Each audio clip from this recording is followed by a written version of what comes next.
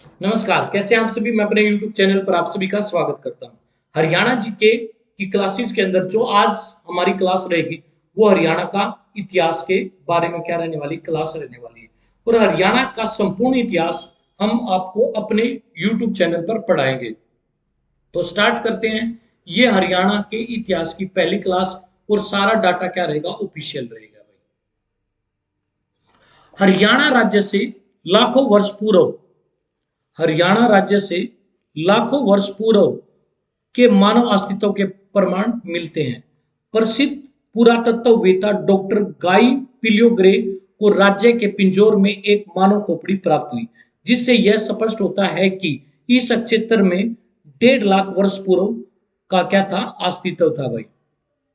इस क्षेत्र को पुरातात्विक साक्ष्यों में ब्रह्म वृत्त की क्या दी गई है? संज्ञा दी गई है।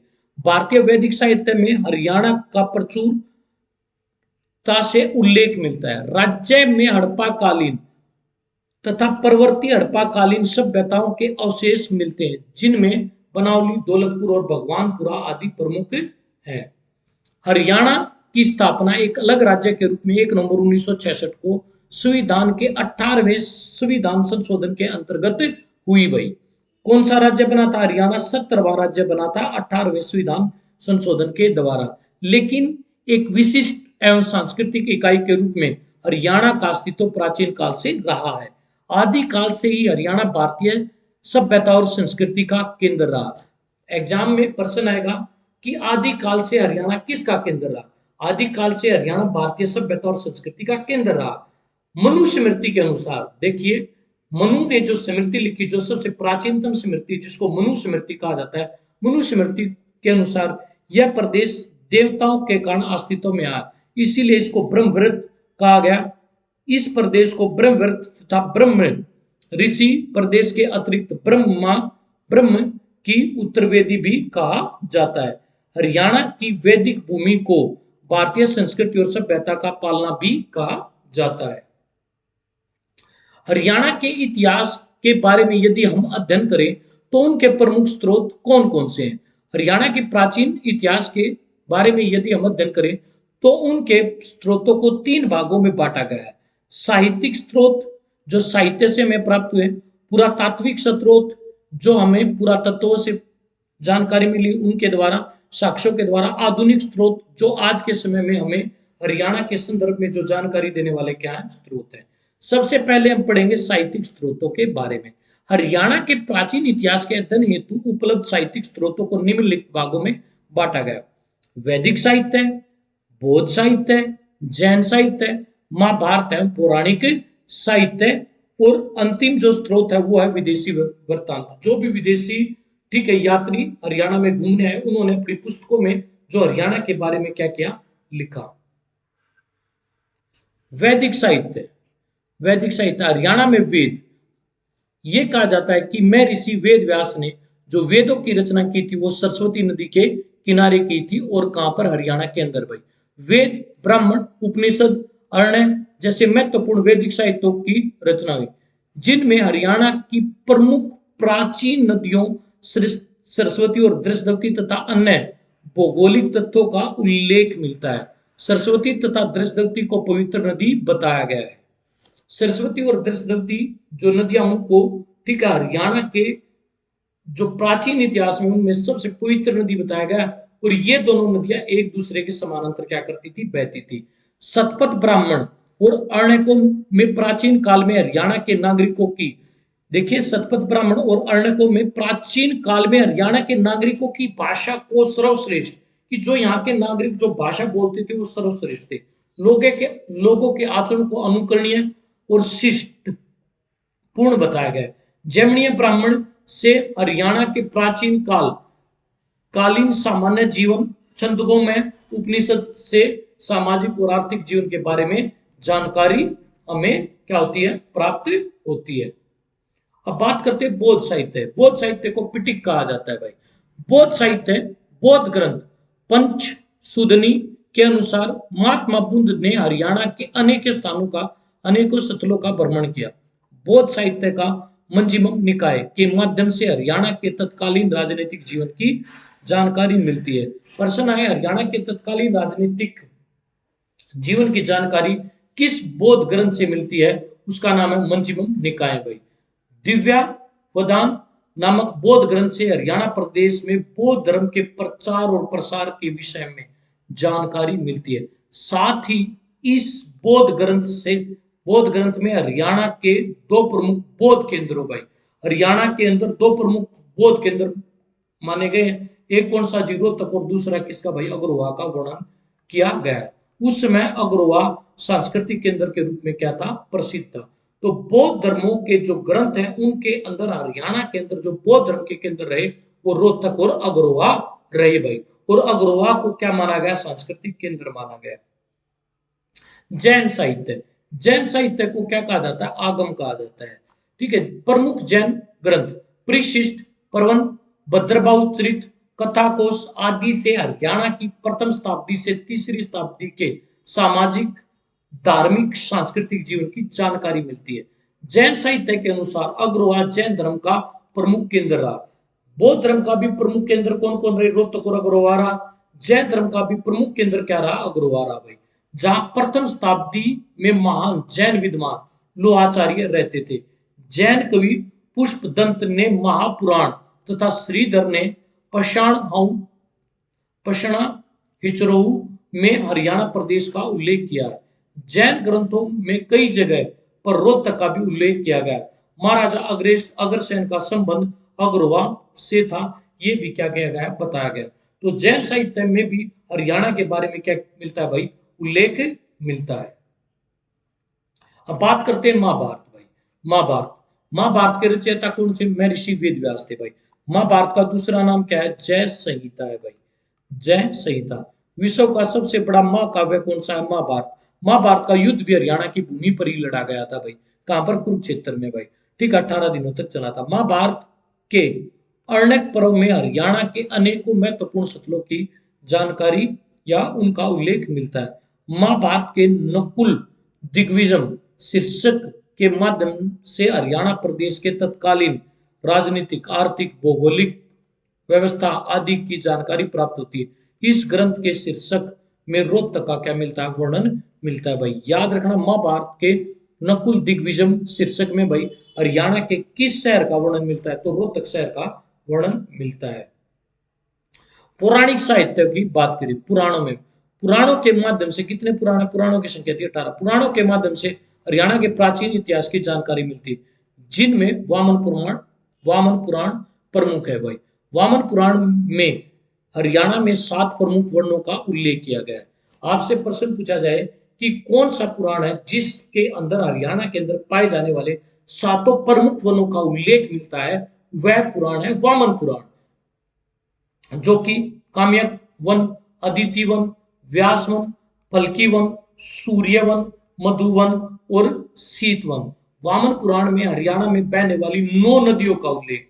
ये बड़ा इंपॉर्टेंट क्वेश्चन है कि हरियाणा की नदियों का उल्लेख किसके अंदर मिलता है? तो हरियाणा की नदियों का उल्लेख भी वामन पुराण के अंदर मिलता है। कितनी नदियों का? 9 नदियों का।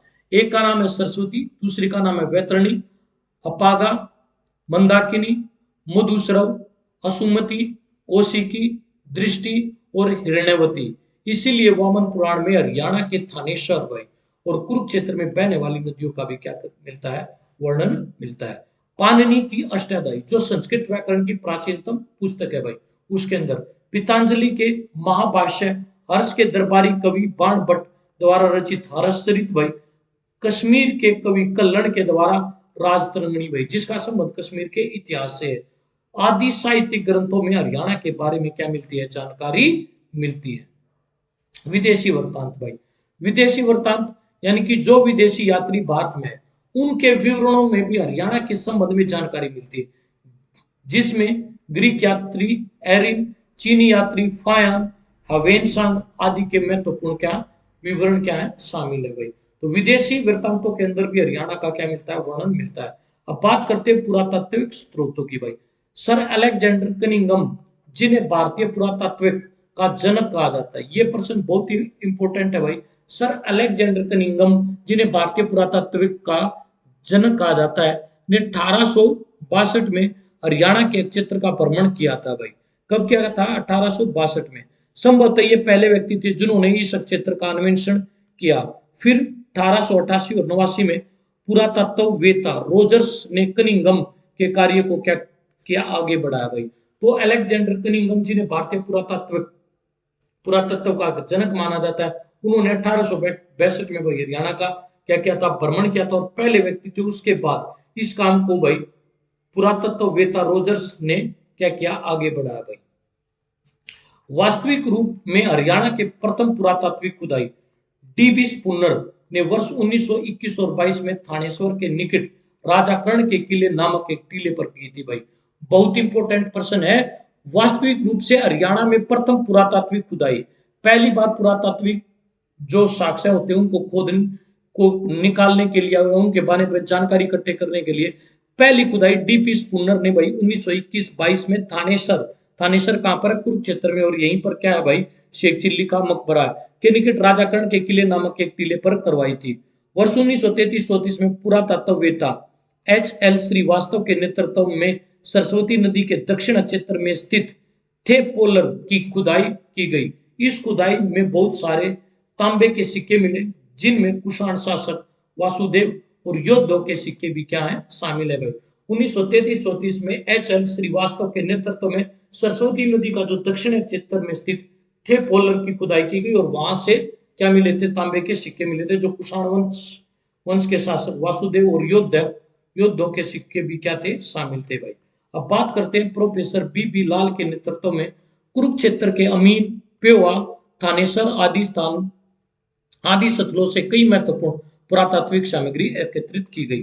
पंजाब विश्वविद्यालय के नेतृत्व में शुद्ध मिठाथल सीसवाल की क्या की गई? खुदाई की। इसी प्रकार कुरुक्षेत्र विश्वविद्यालय के तत्वाधान में दौलतपुर, ठीक है, राजा कर्ण का किला, मिर्जापुर, ठीक है, और बालूजींद के पुरातात्विक खुदाई हुई भाई। वहां भी पुरातात्विक जो साक्ष्य हैं उनको प्राप्त करने के लिए क्या की गई? खुदाई की गई। मैं ऋषि दयानंद विश्वविद्यालय भाई। मैं ऋषि दयानंद विश्वविद्यालय की स्थापना कब हुई थी? 1976 में। और के यूके की स्थापना कब हुई थी भाई? 1956 में भाई। मैं ऋषि दयानंद विश्वविद्यालय के द्वारा जींद के हाट और रोहतक के कोकराकोट में क्या करवाई गई? खुदाई करवाई गई। वहां से हमें क्या प्राप्त हुए भाई? साक्ष्य प्राप्त हुए हैं हरियाणा के अंदर भाई। वर्ष 1974-75 में हरियाणा पुरातात्विक सर्वेक्षण विभाग ने बनावली, अग्रवा, कुणाल स्थानों की खुदाई की भाई। इस प्रकार वर्ष 1975 और 76 में भाई भगवानपुरा तथा काशीतल को पुरातात्विक खुदाई हुई, जहां पर पुरातात्विक की खुदाई हुई, ठीक है, जहां पर पुरातात्विक साक्ष्य मिले जिसमें सिक्के, आभूषण, मृतभांड आदि भी शामिल है, जो काफी क्या है? महत्वपूर्ण है। किसके बारे में जानने के लिए? हरियाणा के इतिहास के बारे में जानने के लिए। पुरातात्विक स्रोतों के अध्ययन की सुविधा के लिए पुरातात्विक साक्ष्यों को 5 भागों में बांटा गया, जिसमें पहला भाग है अभिलेख भाई, रिकॉर्ड्स भाई। अभिलेख सामान्यतः 5 प्रकार के होते हैं भाई। अभिलेख सामान्यतः 5 प्रकार के होते हैं। धार्मिक लेख, प्रसिद्ध लेख, स्मारक लेख, आज्ञा पत्र, दान पत्र भाई। हरियाणा में 5 श्रेणियों के कुल कितने भाई? 37 अभिलेख प्राप्त हुए हैं, जिनमें सबसे प्राचीन अभिलेख टोपड़ा या टोपरा का भाई, कहां पर? यमुनानगर स्तंभ अभिलेख है भाई। सबसे प्राचीन जो अभिलेख हरियाणा के अंदर वो टोपरा या टोपड़ा का क्या भाई? अभिलेख है भाई। यदि बात की जाए टोपड़ा या टोपरा स्तंभ अभिलेख, ये मौर्य सम्राट अशोक का क्या अभिलेख है, जिस पर 7 अभिलेख अंकित है। कितने अभिलेख अंकित है? 7। तथा जिसकी लिपि बर्मी और भाषा संस्कृत है। टोपरा वर्तमान में कौन से जिले में है? यमुनानगर जिले में। चौहान राजा विगर राज चतुर्थ का 11वीं शताब्दी के भी 3 अभिलेख टोपरा स्तंभ पर ही क्या है? अंकित है भाई।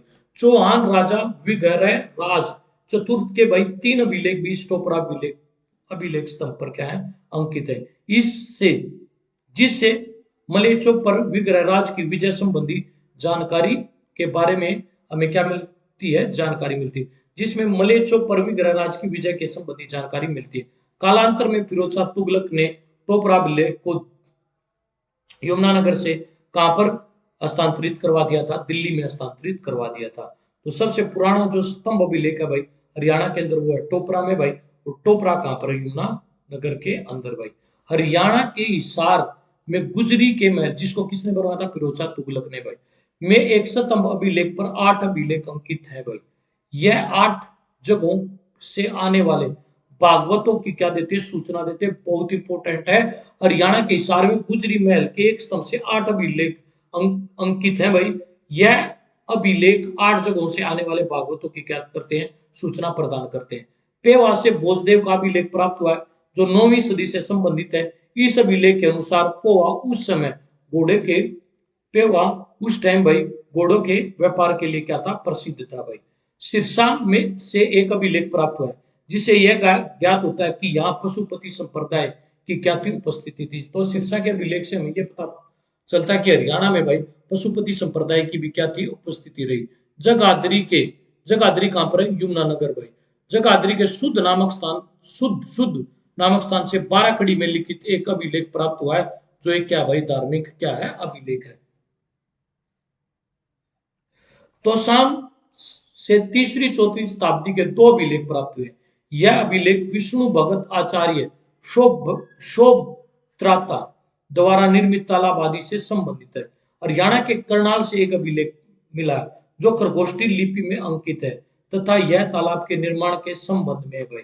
प्रतिहार राजा महेंद्रपाल का एक अभिलेख पेवा से मिला है जिसमें मंदिर निर्माण की चर्चा जो भगवान विष्णु की उपासना से क्या है? संबंधित है भाई। चौहान वंशीय शासक पृथ्वीराज चौहान द्वितीय का एक अभिलेख काशी से प्राप्त हुआ है जो एक स्मारक अभिलेख है। अग्रवाल से प्राप्त हुए एक अभिलेख पर संगीत के 7 स्वरों का अंकन है भाई। ठीक है, ध्यान रखना भाई। अग्रवाल हिसार से जो प्राप्त हुआ अभिलेख है, ठीक है, उसके अंदर संगीत के 7 स्वरों को क्या किया गया? लिखा गया। संगीत के इतिहास में संभवतः सबसे पुरानी पुरातात्विक सामग्री, ये बहुत इंपॉर्टेंट क्वेश्चन है कि भाई संगीत के संबंध में सबसे पुरानी पुरातात्विक सामग्री कहां से प्राप्त हुई है? अग्रवाल से, जहां एक अभिलेख के ऊपर 7 स्वरों का क्या मिलता है? वर्णन मिलता है भाई। हरियाणा के प्राचीन इतिहास के संबंध में एक अभिलेख लाओस देश से प्राप्त हुआ है जहां के राजा देवका ने कुरुक्षेत्र का गुणगान किया है। यह अभिलेख 5वीं शताब्दी के से संबंधित है भाई। यमुना नगर के कपाल मोचन स्थान से एक अधूरा अभिलेख प्राप्त हुआ है। 10वीं शताब्दी के कुछ अभिलेख मोहनबाड़ी रोहतक, ठीक है, गुरावड़ा रेवाड़ी से भी प्राप्त हुए हैं जो वैष्णव मंदिरों के निर्माण से क्या है? संबंधित है भाई। तो ये थे आज की हमारी क्लास। ये हरियाणा जी के इतिहास के संदर्भ में हमारी पहली क्लास थी। ठीक है, तो आज के लिए इतना ही। अगली क्लास में आप लोगों से फिर मुलाकात होगी। सुनने के लिए धन्यवाद।